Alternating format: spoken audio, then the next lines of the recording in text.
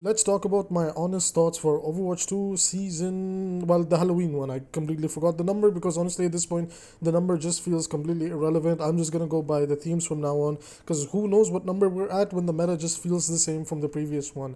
Hi everybody, my name is Abby. Welcome to the video. Let's not waste any time and get straight into it. So let's talk about the base game, the new arcade game mode. It's been one of the most fun game modes I've ever played in Overwatch history.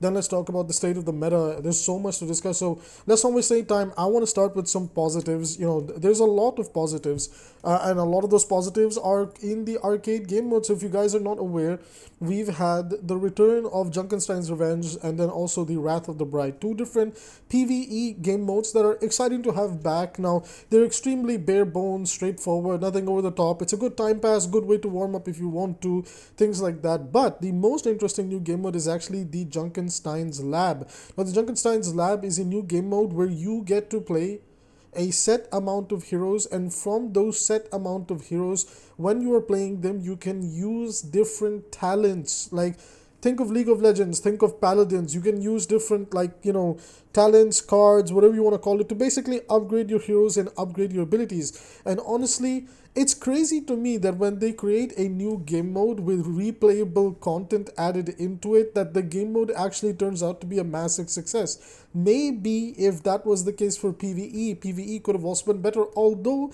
in my personal opinion, the problem with PvE was not necessarily the gameplay of your character, although it did need the talent trees and everything in there. I would argue the problem with PvE was, and I cannot believe I'm saying this for a Blizzard IP, is that they just didn't understand how to make enemies. They just didn't understand how to make bosses that were fun to play against. I think one of the most things that blew my mind was when the Diablo event came out, and the process, the way they made the bosses was basically like all of them were bullet sponges. And Jared Noose, executive producer on Overwatch, had basically said like they're still learning how to make good boss fights. It's like, dude, we have an entire history of gaming. You're Blizzard. You have like the World of Warcraft brother and sisters right next door. There's so many ways for you to gain information on how to make a fun boss fight. There's Destiny. If the struggle here is, oh well, we don't know how to make fun boss fights for a first person shooter, well, Destiny is around the corner. You can just kind of peek at their events and their big moments and kind of learn from that. But unfortunately,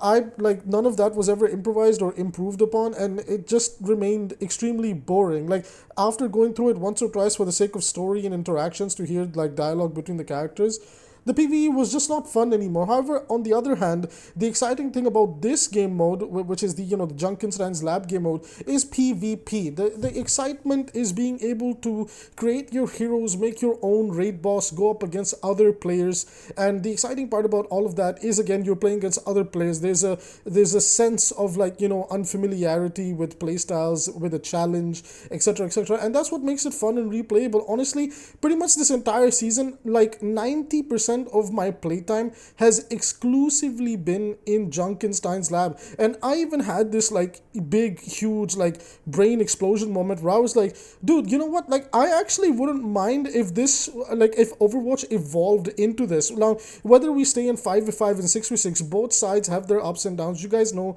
that I don't necessarily pick sides, but I do prefer 6v6 because it does solve some problems for the tank role. Although, let's not kid ourselves, there's problems with 6v6 too that they need to address if that version of Overwatch is to be fun, and it's really hard to satisfy people on both sides. But the way I basically see it as well, what they need to do is take Overwatch somewhere where the game generally feels different. The game feels like it's evolving. There's something new and fresh for new and current players alike. Now, for me, the current gameplay, like core gameplay loop of Overwatch, hasn't necessarily changed that much. It's been pretty much the same game. But when you go over to other games, they're always trying and experimenting. Like Fortnite is a great example. League of Legends does like massive item and character reworks here and there, like every year or like every few months or some things like that. And then they like try and experiment. If it doesn't work out, they revert it. So like a blistering crazy hot take, and I really implore you to have an open mind about this. I kind of want to give this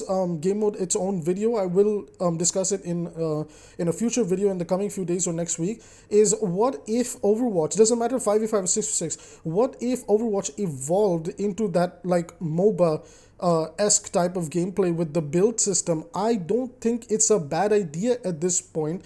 I think like if there's a way where everybody can make their characters stronger and feel better, isn't that a good thing? One of the things that I like about this game mode wasn't just the building my own raid boss. It doesn't matter which role I played, whether I played tank, DPS, or support. One of the most exciting things was also the fact that nobody could counter pick. So instead of counter picking like and swapping heroes all the time, you had to be a little bit more clever about your builds. Now, for example, I think I have a footage of it right here too. Like, I'm playing Genji into Pharah. Now, I'm not that bad into this matchup. Like, I've had like 8+ years of experience of playing this character, so I know how to lead the projectiles. But one of the coolest things was me realizing there's this perk that basically gives me aimbot shurikens. And I started to build Genji in a way where I was like, okay, like they have a Pharah. I want to build Genji in a way where I can counter this Pharah. And I started developing these builds where it would actually harass the Pharah. And I felt like, dude, I don't have to swap my character to have an answer to the other character. And that's something I want to talk about. Like, isn't that kind of what they've always wanted Overwatch to be? It's like, hey, this is your hero, this is who you resonate with, this is who you should pick, this is who you should play. Again, I'm begging you, have an open mind about this, because Overwatch's core gameplay has not evolved other than removing one tank, and adding back that one tank in is nice. It's gonna be fun for like the first month or so, and then like that like period will wear off, and then the balance team may find a way to somehow screw it up, and then we'll end up back at square one, but now with the 6v6 instead of 5v5. And instead what I want is, well, what if we try a different approach? What if you make a new game mode? You have quick play, and then you have quick play evolved, you have competitive, and then you have competitive evolved. And what happens is, like, now that you're promoting this as a mainstay game mode, you add new heroes into it over time. They even did a balance patch for it. Like, imagine, like, okay, like these first batch of heroes are here, now you add Winston with his talent trees, Tracer with her talent trees, you add like other characters slowly over time, and that mode gets more and more popular, and people really enjoy it. Because seriously, if you have not tried this game mode, please try this game mode. There's so many ways to build your character. Like, I've still not gotten bored of this game mode. I've built Genji around deflect, around shurikens, around critical hits, around dragon blade, around doing these crazy combos, and I'm still experimenting with builds, because it breathes new life into the characters you're playing. It breathes new life into the game that you're playing, and I can't get enough of it. I only just wish there was a little bit more variety in the map and game mode, but I understand why they've done it like that.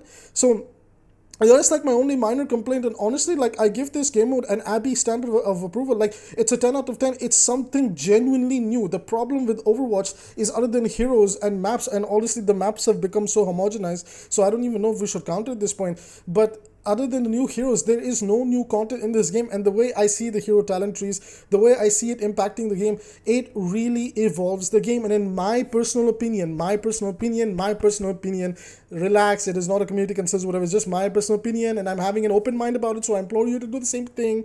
Okay, for Overwatch to keep going, for Overwatch to evolve, this would be something that would really leave its mark. Like, hey guys, like, Overwatch is introducing PvE talents into quick play and competitive. You know, you can have it as a separate game mode, so people can experience Overwatch like in two different spheres, but like it's there for longer. And then, like, you know, they do like some big marketing event or something. They showed, like, for example, like Genji's blade could like send out those like slashes in a straight line. Like, you do a new animated short, or like some, like, you know, some comic or like some motion comic where he actually does that in the comic, and then they promote that, like, look at that, like Genji can send out the dragon blade waves or something. Then on the side you have Kiriko shooting like kunai rockets or something, and you promote it, you hype it like that. You know, you like Ryan can leave lava fields on the floor. So like in the motion com, you can have Ryan shooting, you know, the fire strike and leaving behind lava trails in that little animated comic motion short, whatever that they want to do. And then you're like, okay, people are like, oh my god, like Ryan can do that, I didn't know that. And it's like, yes, he can. And that is us promoting our new you know, evolution of Overwatch, and that makes the game look a lot more interesting, that makes the game look a lot more fun, and most importantly, it adds a new layer of depth to the game. Like, one of the most fun that I've been having with this game mode is, I feel like there's a lot of new things to learn. Like, I'm playing against Reinhardt, he's a familiar character, but now he's doing something else. Is this Reinhardt the Reinhardt that's building around lava fire strike? Is he building around the super fast charging earth shatter? Is he building the frenzy? Like, you guys remember when we did the Ryan rant all those months ago, I said that Ryan needs to be able to do that thing where if he starts swinging, he like swings even faster. And they actually gave Runner that I actually played with it. It was actually so fun. And honestly, like, I love this game mode. It's the best Overwatch has ever been, in my opinion. And I personally think that for Overwatch to go forward, this might be the future, because this is something that's completely new, completely random, completely wacky. And we want to talk about how year one of Overwatch was always so good. We want to talk about how Overwatch won Game of the Year. But everybody has to remember, the reason it was able to pull that off was because back in the day, in 2016, when Overwatch came out and it presented all these characters, that's exactly why it was so good. It not only had great polish, great graphics, great voice acting, characters, lore, but what it was able to present to you was a world that was a chaotic mess. You had Junkrat's doing that, you had Pharah's doing this, you had Reinhardt's doing that, you had Mercy's doing this, and it was all over the place. It was all over the place, and that's kind of what made it fun, because people had to like learn, like, because people were so accustomed to the usual first-person shooters of Call of Duty and things like that. But then Overwatch came out, and it was like, no, we are Overwatch. We're something different, and that's what I want to see for Overwatch's future, to go back to that wacky, chaotic state. And there was a point in even Overwatch 2's life where they were able to achieve that, but then they murdered it by catering the balance to low elo players. Okay, whatever, like, we'll still talk about the balance and how they can achieve a good state of balance, at least in my opinion and my vision. But what I do want to see for the game is reverting into a state where it's a lot more fun to play. There's a lot more depth into the game. There's a lot more agency in an individual player's hands, and I personally believe that's what this game mode has to offer. Now, is it a little bit unbalanced? Is it a bit of a mess? Yes, and I also think that's okay, because if everybody's broken, then nobody is, right? Because everybody can build in a crazy way and things like that. I wish they would reduce some of the RNG and allow us to, like, perhaps reroll perks or something like that. I think that would be really cool. And now I know I've spent a lot of this video talking about this game mode, but guys, this is seriously the best game mode Overwatch has done for a while. Now let's talk about the rest of the game. What do I think about the rest of the game's current state? Honestly, it's pretty much more or less the same. There's really nothing that's standing out like a sore thumb. We did a tier list video. You'll get my thoughts on all the individual heroes over there. But at the moment, like, for the current live game, I think it's okay. My problem is just, well, we're in a Widow meta, and then on the side, Ball is getting much better. And these two characters, they have so much potential to become server admin. Then you have the fact that Juno Brig is still a really strong support line. Now, Juno has gotten nerfed. We've not seen the full impact on the game just yet, but it does seem like she's a little bit weaker. The meta is still relatively the same. Orisa got a nerf, so that was really, really good. So far the season is okay. Like, it's okay.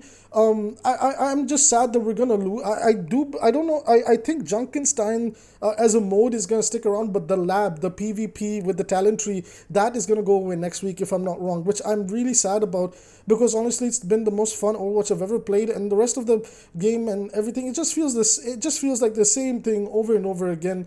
Nothing new. It's just Overwatch.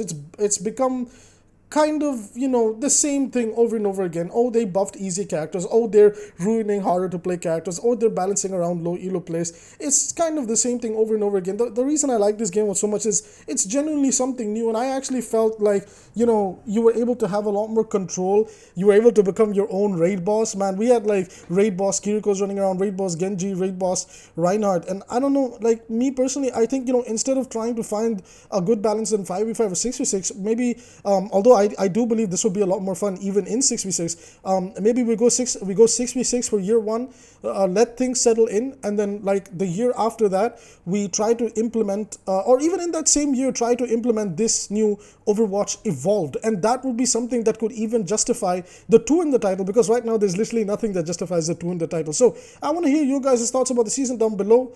Let me know what you guys think about the game. Overall, I'm pretty much like 50-50, and a lot of that has to do with the arcade carrying my fun experience this season. I think when that goes away, I don't know how I'm gonna feel, because honestly the rest of the season just feels really empty, and that's just kind of my take on it. Would love to hear your guys' thoughts below. With that being said, I will see you in the next video.